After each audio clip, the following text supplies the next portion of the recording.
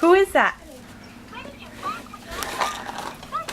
It's Zelda. Okay.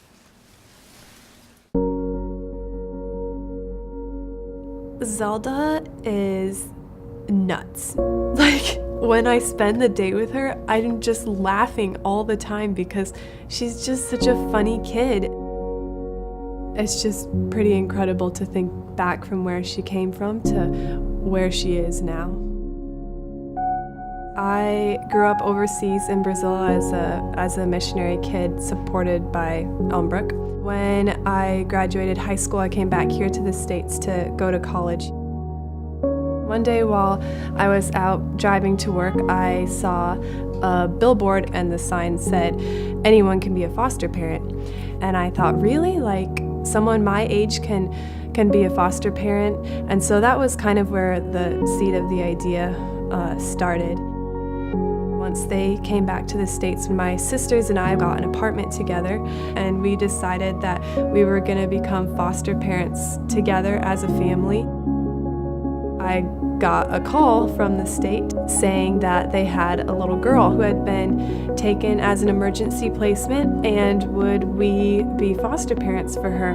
And about 20 minutes later, the car pulled up at our house and we went running out there, so excited.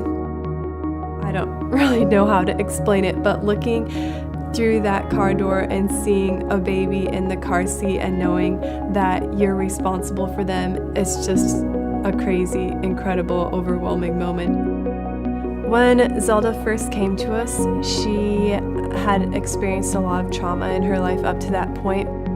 To be honest, when I saw her for the first time, I felt grief. She didn't make eye contact, she didn't know her name, she was barely walking, and she was over a year and a half old. One night, we were having a dance party with some of the kids, which we do a lot, and so I had her in my arms, and when I started spinning with her, she looked up at me, and it was the first time that she held eye contact, and she relaxed. That was the first moment that I remember thinking, we're getting through to her, something is happening. We were not in it for adoption because we're in college, we're single, we're going back overseas, but as soon as we saw her and had her with us, I wanted that kid to stay with us forever.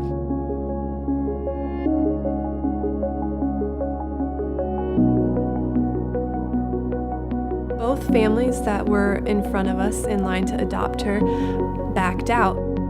And it just hit me that God could have placed her in any other home, but God placed her with us for a reason.